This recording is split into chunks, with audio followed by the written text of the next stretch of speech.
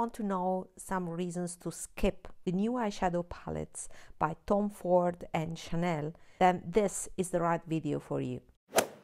Hello, as you can see by the different location, I'm on a business trip. I'll be far from home for 3 weeks, and that is also a chance to see the new makeup releases from a distance and to have maybe a more objective point of view. You know my passion for luxury eyeshadows. There are 2 new releases that I would like to discuss. As you know, I will be on a strict low buy this year, and these new releases by Tom Ford and Chanel are very tempting, but I have some reasons that convinced me to skip these palettes.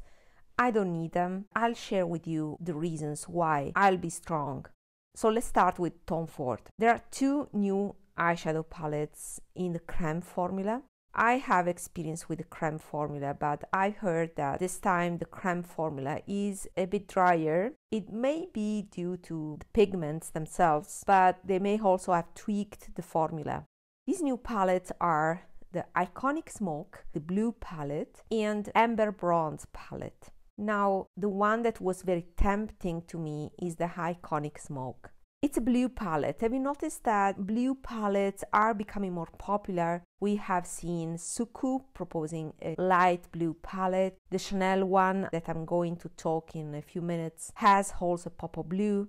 This by Tom Ford is more smoky. From the reviews that I've seen about this palette, I think it has the same disadvantages of the Velours Kakhi one that I purchased and decluttered. The problem with that palette was that it was so dark. I got the same looks every time. It was too much. As a personal preference, I prefer lighter makeup. So when I see very smoky palettes without mid-tones but only with deep tones, I learned the lesson to stay away from the palette. This Iconic Smoke palette is exactly the blue version of that Velours Kakhi one. So first disadvantage is too dark. It's a personal preference, but is a disadvantage for me. The second disadvantage is that the bottom 2 blues are quite similar. They will look more or less as a single color. And that was also the same problem that I got with Velours Kakhi. Tom Ford lately gives us trios more than quads. And these palettes are already expensive. I want a quad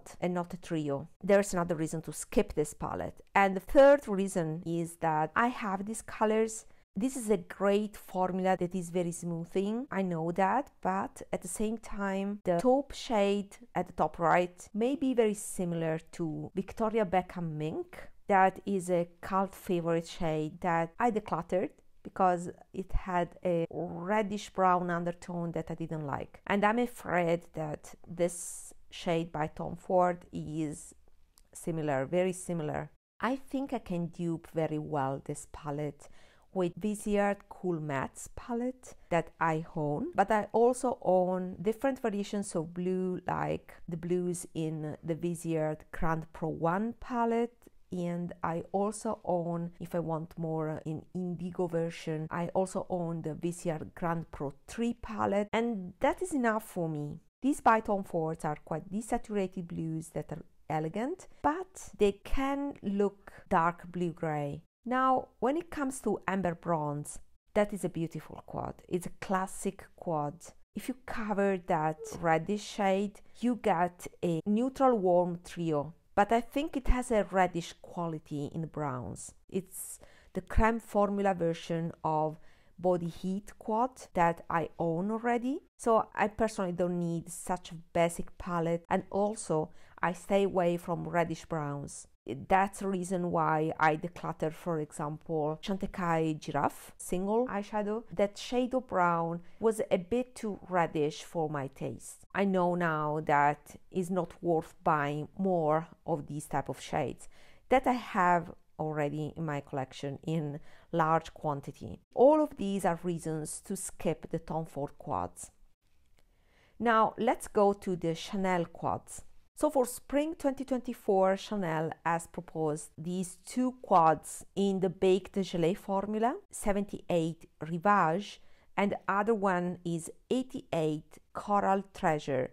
Coral Treasure, to me, it's a Chanel version of Pat McGrath Divine Rose 2 watermelon shades that to me scream more summer than spring. But the real temptation for me is Rivage because of that pop of blue. It's a light blue, a bit 80s looking. The point is that the other shades are quite standard. I mean, if you have purchased the Holiday Quint by Chanel, is in the same formulation, Bec de Gelée, and it has two of these shades because it has that pearly white and it has also a peachy shade.